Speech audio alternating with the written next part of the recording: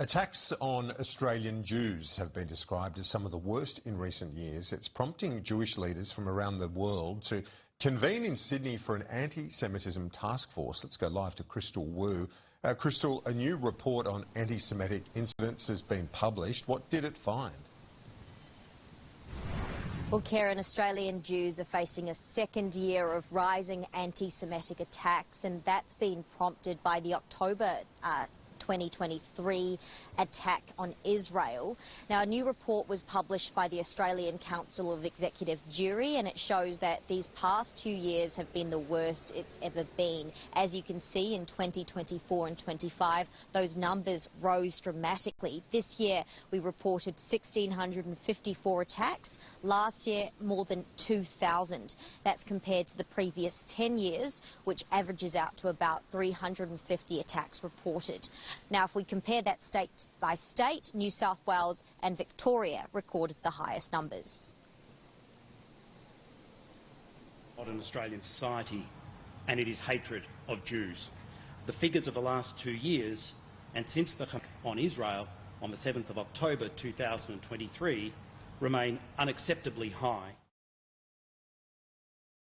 The worst of the attacks happened at the end of last year, beginning of this year. As you will probably remember, in October last year, there was an arson attack at Lewis Continental Kitchen in Bondi. There's been multiple car bombings and graffiti in Sydney's eastern suburbs. In December last year, there was a fire bombing at the Israel synagogue in Melbourne. And in January this year, a caravan was found with explosives and a note targeting the Jewish community, which police later said was a fabricated terrorist plot.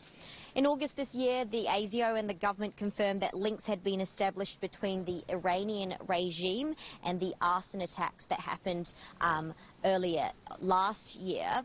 Now, he was asked about how overseas representatives are interpreting what's happening in Australia at the moment, how they perceive the hundreds of protesters facilitated by New South Wales Police and Victoria Police. This is what the Australian Council of Executive Jury President had to say.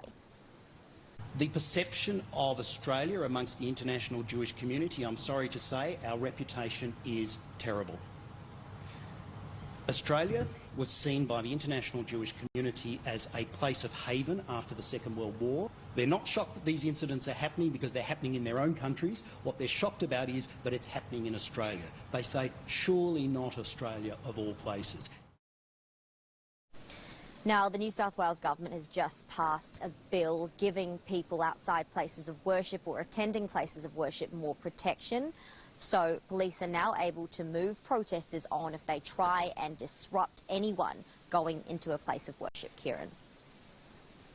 Crystal, thank you. A federal minister's trip to New York has been revealed to have cost taxpayers more than $100,000. Communications Minister Annika Wells and 2 of her staff travelled to the UN General Assembly in September to spruik Australia's social media ban for under-16s. The government provided the travel costs following a question by the opposition in Senate estimates in October. The airfares to New York cost $94.8 thousand Australian dollars. Accommodation for the 3 totaled just under $12,000 US dollars, and ground transport $1,000 US